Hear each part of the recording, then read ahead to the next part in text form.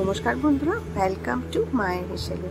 আজকে আবার একটা খুব ইজি সিম্পল নিরামিষ পদ রেসিপি নিয়ে চলে এসেছি, কুমড়োর ছক্কা। চলুন তাহলে রেসিপিটা শুরু করে দেওয়া যাক। প্রথমে আমরা কুমড়োগুলোকে ছোট ছোট ডুমো করে কেটে নিয়েছি, তার সাথে কেটে নিয়েছি ডুমো ডুমো করে আলু আর টুকরো করে পটল। এবারে একটা কড়াই নিয়ে নিচ্ছি, তার মধ্যে সাদা তেল দিয়ে দেওয়া হচ্ছে। তেলটা ওই 4 চামচ মতো দেওয়া হয়েছে। এরপরে পটলগুলো এক এক করে দিয়ে ভালো করে ভেজে নেওয়া হচ্ছে।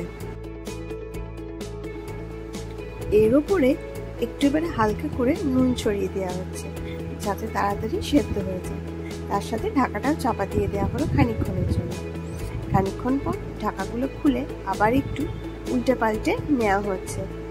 এগুলো কিন্তু খুব একটা ডিপ ফ্রাই হবে না, হালকা মতন ফ্রাই হবে। মোটামুটি আমাদের পটলগুলো ভাজা হয়ে এসছে।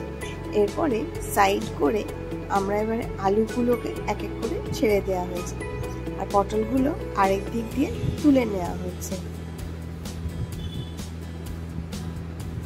দিয়ে আলুগুলোর ওপরেও একটু ঢাকা চাপা দিয়ে রাখা হলো খানিকক্ষণের জন্য। আলুগুলোকে আবার ঢাকাটা খুলে ভালো করে নেড়ে চেড়ে নেওয়া হচ্ছে। আলুগুলোকে হালকা হালকা নাড়তে নাড়তে এর মধ্যে এবারে কুমড়োর টুকরোগুলো দিয়ে দেওয়া হচ্ছে, দিয়ে ভালো করে এটাকেও নেড়ে নেওয়া হচ্ছে।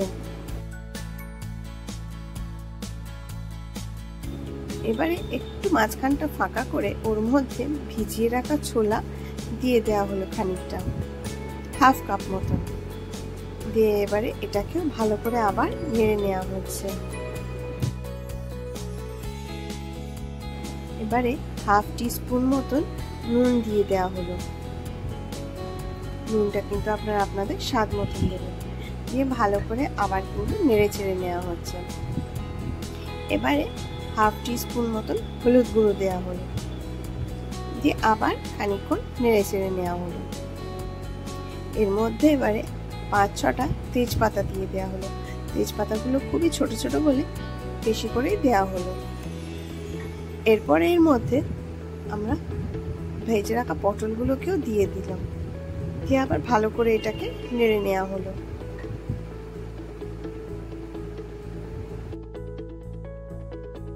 এবারে হাফ কাপ মতন জল দিয়ে দেওয়া হলো সেদ্ধ হওয়ার জন্য, দিয়ে ঢাকাটা চাপা দিয়ে রাখা হলো।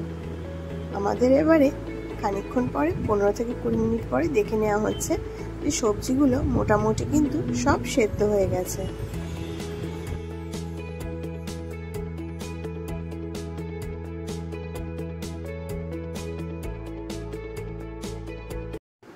এর মধ্যে এবারে 2 টেবিল চামচ গুড় দিয়ে দেওয়া হয়েছে। আমরা কিন্তু এগুলো চিনি দিয়ে রান্না করছি না, এবারে আমরা গুড় দিয়ে রান্না করছি। গুড়ের টেস্ট কুমড়োর ছক্কাতে কিন্তু একটা আলাদাই স্বাদ এনে দেয়। আপনারা কিন্তু গুড় দিয়ে ট্রাই করে দেখবেন।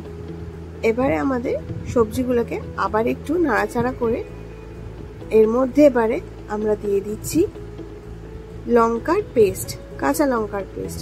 ঝাল আপনারা আপনাদের স্বাদ মতন কিন্তু দেবেন। এর মধ্যে এবারে 1 টিস্পুন আদার পেস্ট দিয়ে দেওয়া হলো, দিয়ে এবারে ভালো করে নেড়ে চেড়ে নেওয়া হচ্ছে।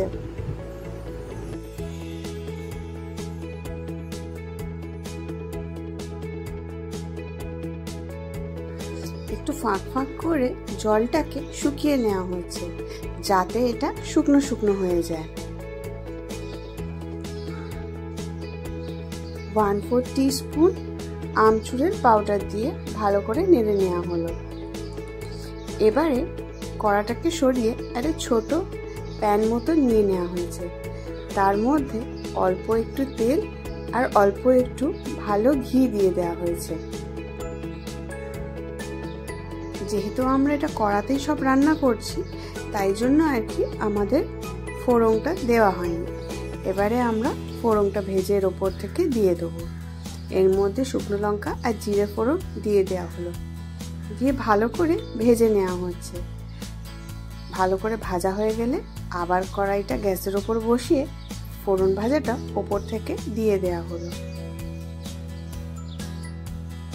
ব্যাস ভালো করে এবারে নেড়ে চেড়ে নেওয়া হচ্ছে।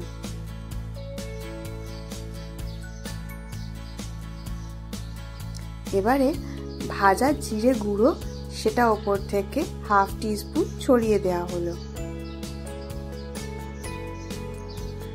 এবারে গ্যাস নিভিয়ে দেওয়া হলো, দিয়ে ওপর থেকে নারকেল কুড়ো একটু বেশ ভালো করে দিয়ে দেওয়া হচ্ছে। হয়ে গেল আমাদের কুমড়োর ছক্কা।